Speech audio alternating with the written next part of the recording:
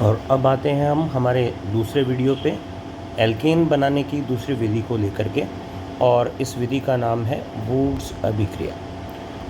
यह अभिक्रिया alkyl halide से एल्किल हैलाइड्स की सोडियम मेटल से रिएक्शन ड्राई ईथर या शुष्क ईथर की उपस्थिति में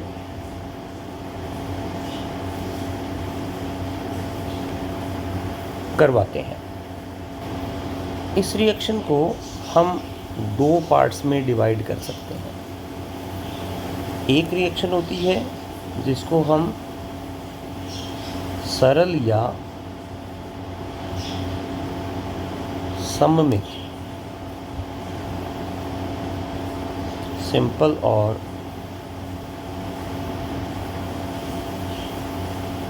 सिमेट्रिक वुड्स रिएक्शन कहते हैं, और दूसरी वाली को हम मिश्रित या असम्मित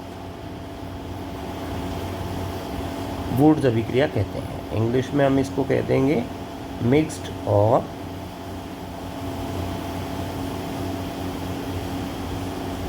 अनसिमेट्रिक। अब देखिए इसमें क्या फ़र्क होता है। सिंपल और सिमेट्रिक वुड्स रिएक्शन में एक ही प्रकार का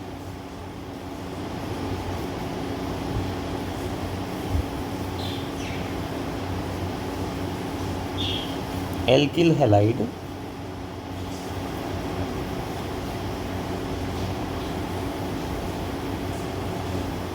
प्रयुक्त किया जाता है।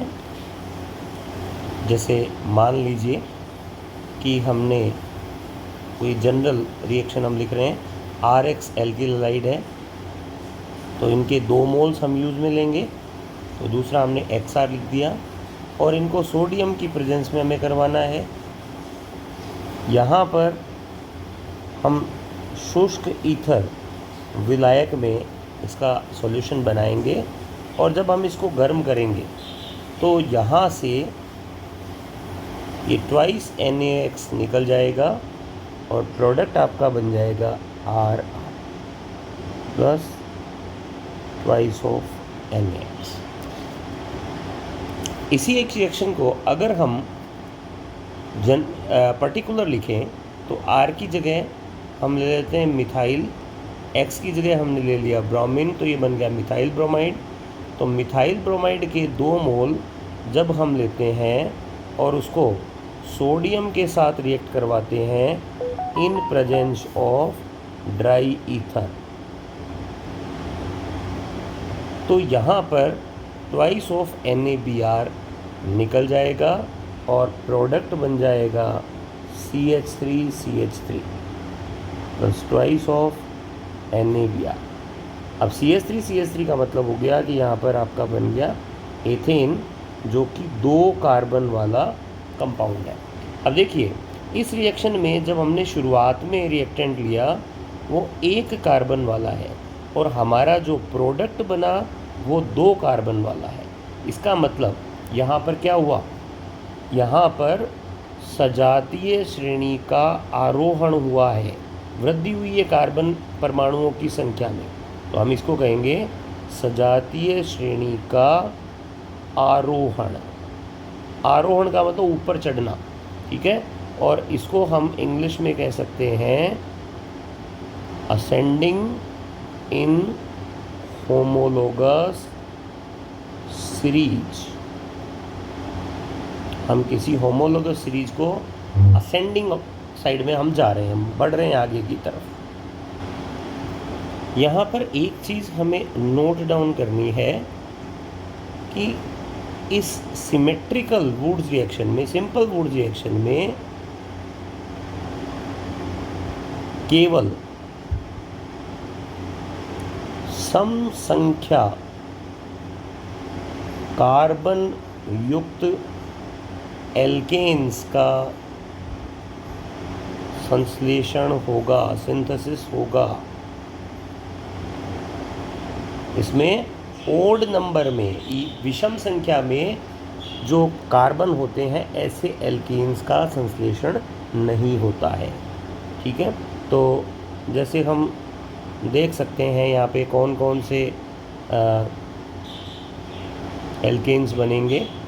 तो यहाँ बन जाएंगे C2H6 मीन्स इथेन,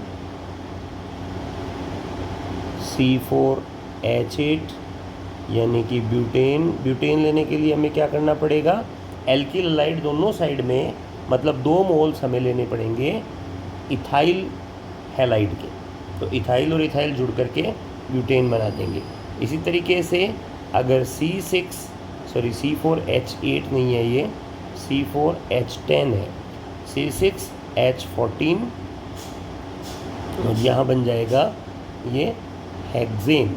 और हेक्सेन बनाने के लिए हमें जो एल्किल हैलाइड लेना पड़ेगा वो 3 कार्बन वाला होगा, तो जुड़ करके वो इसे बना देंगे। अब बात आती है कि जब हमें ओड नंबर वाले एल्केन्स बनाने होंगे तो हमें क्या करना पड़ेगा, तो हमें इस मिक्स्ड और अनसिमेट्रिक वुड्स रिएक्शन को यूज में लेना होगा। बट हम ऐसा करते नहीं हैं, इसको बहुत कम यूज़ में ली जाती है। क्यों? इसके लिए हम इसको पूरा डिटेल में पढ़ते हैं। देखिए इसमें क्या होगा, 2 तरह के, उसमें था एक ही तरह का एल्किल हैलाइड यूज़ किया जाता है। इसमें 2 भिन्न प्रकार के, डिफरेंट टाइप के एल्किल हैलाइड्स का यूज करते हैं। रिएक्शन वही होगी सोडियम के साथ डाई ईथर की प्रेजेंस में। तो यहाँ डिफरेंट टाइप के, ध्यान रखने वाली बात है कि भिन्न प्रकार के एल्किल हैलाइड्स का हम यूज करेंगे। तो यहाँ पर जैसे एग्जांपल, मैं सीधा ही पर्टिकुलर एग्जांपल ही ले रहा हूँ यहाँ पे। तो इसमें क्या होगा कि जैसे एक आपने ले लिया मिथाइल ब्रोमाइड और दूसरा आपने ले लिया इथाइल ब्रोमाइड।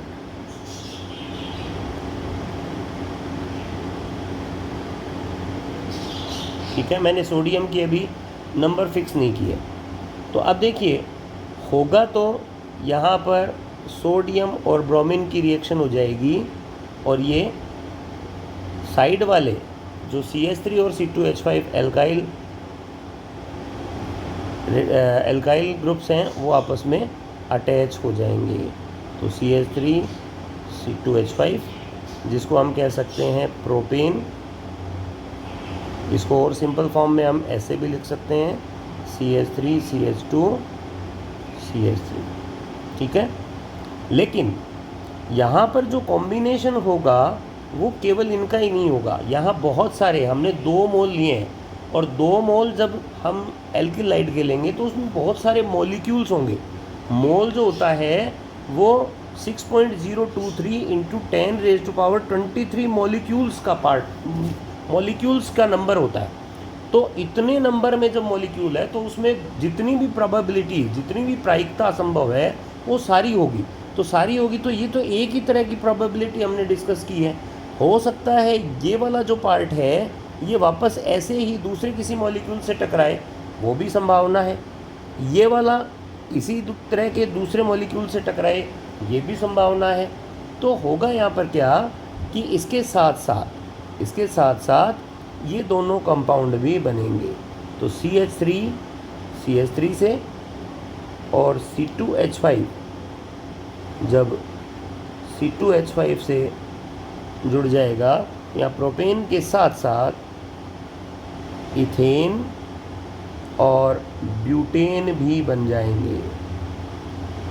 मतलब इस रिएक्शन का जो ड्रॉबैक है, कमी है, वो ये है कि इसमें एक ही कंपाउंड नहीं बनेगा। देखो जो सिंपल रिएक्शन थी उसमें हमें एक ही एक्सक्लूसिव कंपाउंड प्राप्त होता है, लेकिन यहाँ पर हमें मिक्सचर ऑफ एल्केन्स मिलता है। यहाँ पे हमें क्या मिल गया?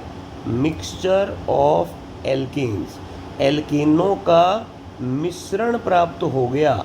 अब एल्केनों का मिश्रण जब हमें प्राप्त हो गया तो हमें किसी एक को प्योरिटी में लेने के लिए इनको सेपरेट करना पड़ेगा, और इनको सेपरेट जनरली हम बॉइलिंग पॉइंट डिफरेंस के बेस पर करते हैं। भी बॉइलिंग पॉइंट अलग अलग होता है, तो प्रभाजी आसवन विधि जो आपने पिछली कक्षाओं में पढ़ी होगी उनके आधार पर हम इन तीनों को पृथक कर लेते हैं।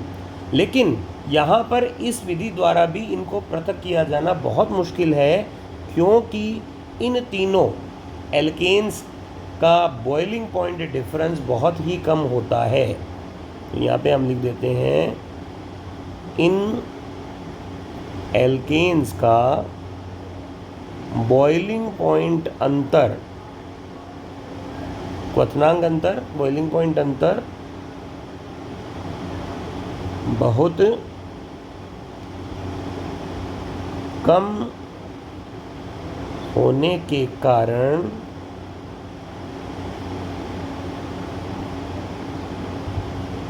प्रभाजी आसवन विधि द्वारा इनका पृथक्करण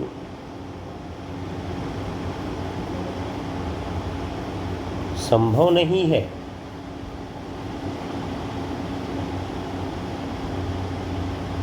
अतः यह विधि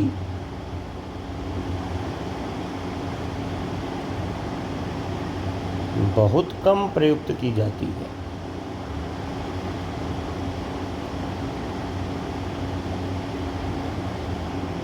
देखिए, इस रिएक्शन में अगर हम गौर करें तो यहाँ पर हमें दिखाई दे रहा है कि हमें 3 तरह के प्रोडक्ट मिले हैं।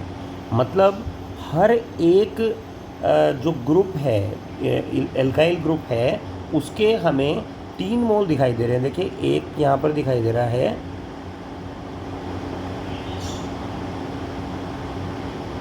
एक, ये 2 और ये 3। इसी तरीके से अगर हम इथाइल का देखें तो 1, 2 और 3। तो इसका मतलब 3 मोल इसके हैं, 3 मोल ही इसके हैं, और 3 को, जैसे 3 ब्रोमीन और 3 ब्रोमीन को कंज्यूम करने के लिए हमें यहाँ पर 6 सोडियम की ज़रूरत पड़ेगी। ठीक है, तो ये रिएक्शन बैलेंस हो जाएगी इस प्रोडक्ट के रूप में। अब आते हैं हम इनकी मैकेनिज्म पर। देखिए, वुड्स रिएक्शन में 2 तरह की मैकेनिज्म हमें देखने को मिलती है। एक होती है आयोनिक मैकेनिज्म और दूसरी होती है फ्री रेडिकल मैकेनिज्म। तो पहले हम देखते हैं आयोनिक मैकेनिज्म। तो आयोनिक मैकेनिज्म में क्या होता है, स्टेप फर्स्ट में, स्टेप बाय स्टेप हम देखते हैं। पहले स्टेप में जो एल्किल हैलाइड का मॉलिक्यूल है, एक मॉलिक्यूल, हमने 2 मॉलिक्यूल यहाँ पर यूज़ किए थे।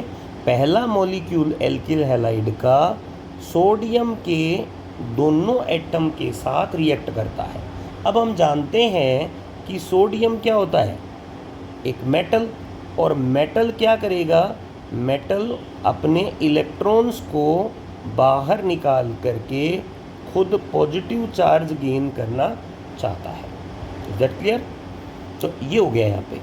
अब यहाँ पर हम देख रहे हैं कि एल्किल हैलाइड में कार्बन और हैलोजन के बीच की विद्युत ऋणता अंतर के कारण इलेक्ट्रॉन ब्रोमीन की तरफ कुछ खिसक जाते हैं, जिससे मिथाइल पर पार्शियल पॉजिटिव चार्ज और ब्रोमीन पर पार्शियल नेगेटिव चार्ज आ जाता है। अब हम जानते हैं कि चार्ज हमेशा अपोजिट चार्ज को अट्रैक्ट करते हैं, तो ये पॉजिटिव पे ये नेगेटिव चार्ज इलेक्ट्रॉन आ जाएगा, और ये नेगेटिव चार्ज जो है आपका ये आ जाएगा यहाँ पर। यहाँ पर एक ब्रोमीन एक ही सोडियम के साथ जुड़ेगा। ठीक है, तो यहाँ पर मैं इनके प्रोडक्ट लिख देता हूँ। प्रोडक्ट पे थोड़ा ध्यान कीजिएंगे, ध्यान करेंगे। देखिए, तो CH3 के, जब CH3 है पॉजिटिव, मतलब उसके पास एक इलेक्ट्रॉन की कमी है। उसके पास जब 2 इलेक्ट्रॉन आ जाएंगे ये CH3 है और इसके पास जब ये 2 इलेक्ट्रॉन आ गए तो इसके ऊपर क्या आ जाएगा, नेगेटिव चार्ज। क्यों आ गया नेगेटिव चार्ज, क्योंकि कार्बन के पास यहाँ पर 1, 2 और ये 3 तो बॉन्ड से इसके पास जो 3 बॉन्ड बने हैं CH, उनमें 3 इलेक्ट्रॉन तो कार्बन के पास है और 2 इलेक्ट्रॉन ये लोन पेयर के रूप में मिल गए। तो total number of electron carbon के पास कितने हो गए, 5। कार्बन के पास होने थे 4 इलेक्ट्रॉन, हो गए 5 इलेक्ट्रॉन। एक एक्सेस इलेक्ट्रॉन होने के कारण इस पर नेगेटिव चार्ज आ जाता है। ठीक है, अब दूसरी बात, यहाँ पर Na पॉजिटिव एक बच गया और Na एक पॉजिटिव एक Br नेगेटिव से रिएक्ट करके यहाँ बना देता है NaBr। ठीक है, चलिए ये हो गया आपका स्टेप फर्स्ट। अच्छा, इसमें एक और चीज़ हम लिख सकते हैं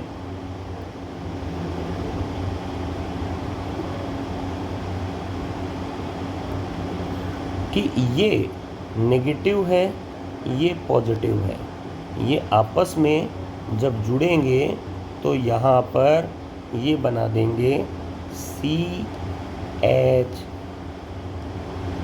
क्योंकि ये तो बस दिखाने को है अलग अलग, बाकी चार्ज अपोजिट चार्ज एक दूसरे को अट्रैक्ट करेंगे। CH3 Na positive plus NaBr बना देंगे। ये हो गया आपका स्टेप नंबर 1। अब आते हैं हम स्टेप नंबर 2 पे।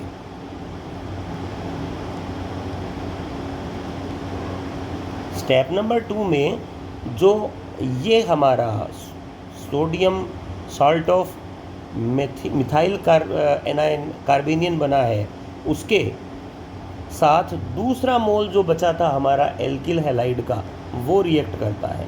तो यहाँ पर हम लिख देते हैं CH3, ये मैंने नेगेटिव लिख दिया, जिसके साथ Na पॉजिटिव जुड़ा हुआ है, और यहाँ पर हमने लिख दिया CH3Br। ये है second mole of alkyl halide. Alkyl halide का दूसरा मॉलिक्यूल जो इस रिएक्शन में भाग लेना था, ये वो है।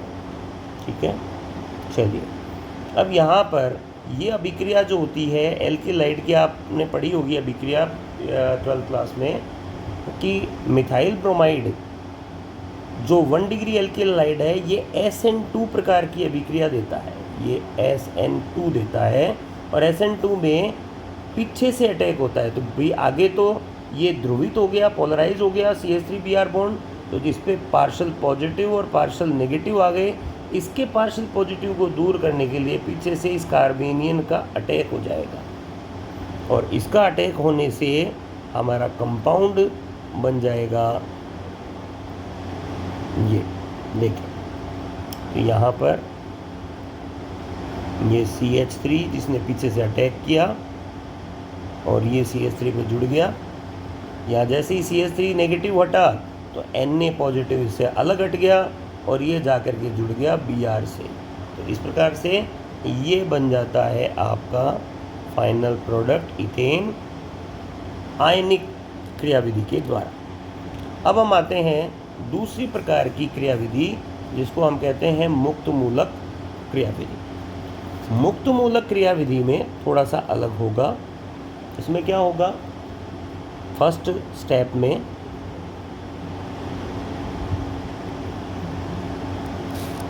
उसी तरह से CH3Br और सोडियम ही भाग लेंगे, यहाँ तक तो समानता है।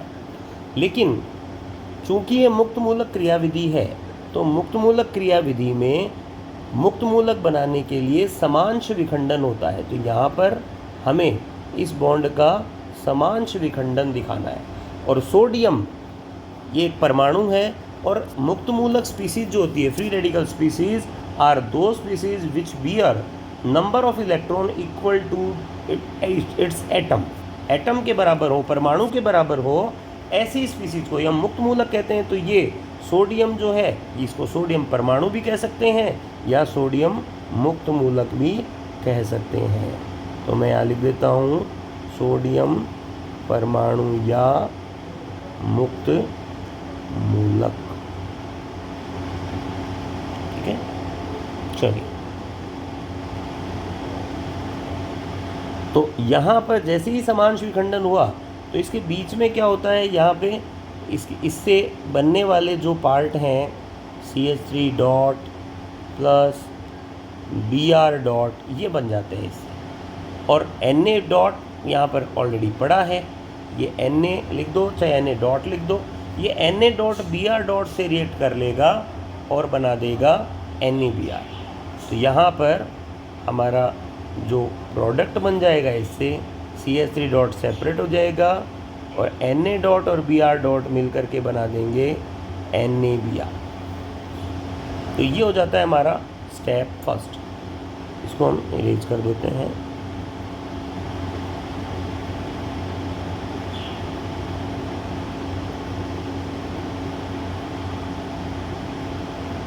अब आते हैं स्टेप 2 में।